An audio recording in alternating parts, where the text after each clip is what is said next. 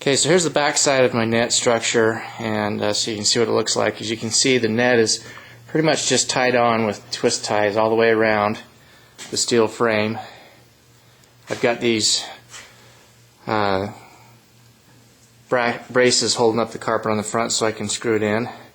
But you can see how I've just gone through and done twist ties, tie the net up to the frame all the way around. So you see that. And if you look over here, you can see the bottom of the net, bottom of the frame actually, is just a steel bar. The bottom steel is 1 inch by 1/2 inch by 1/8 inch or 3/8. I think it's 1/8 inch metal. It doesn't have to be super thick, but it needs to be enough that it's not going to bend on you. And then you can see that I've actually gone in, welded a 1 inch by 1 inch by 1/8 inch piece of metal, so it's just a T-frame. That's the bottom weld.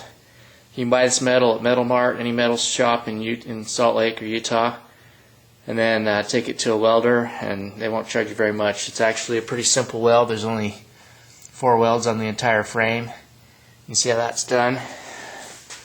The top weld, as you can see, I've got another 1 inch by 1 inch piece of metal going across to form the cross beam.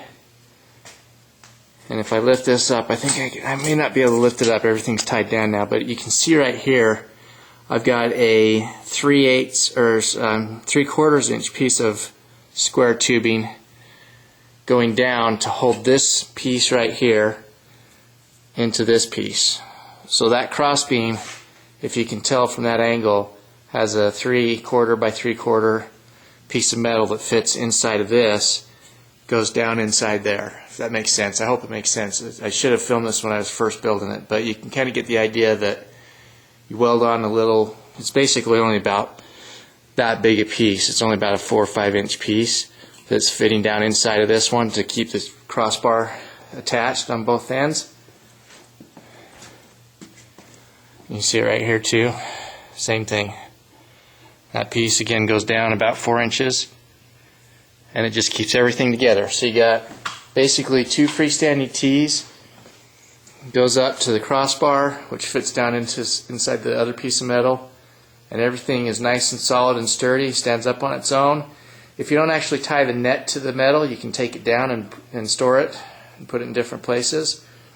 But anyway, that's how the frame was constructed, as you can see it. So really quickly,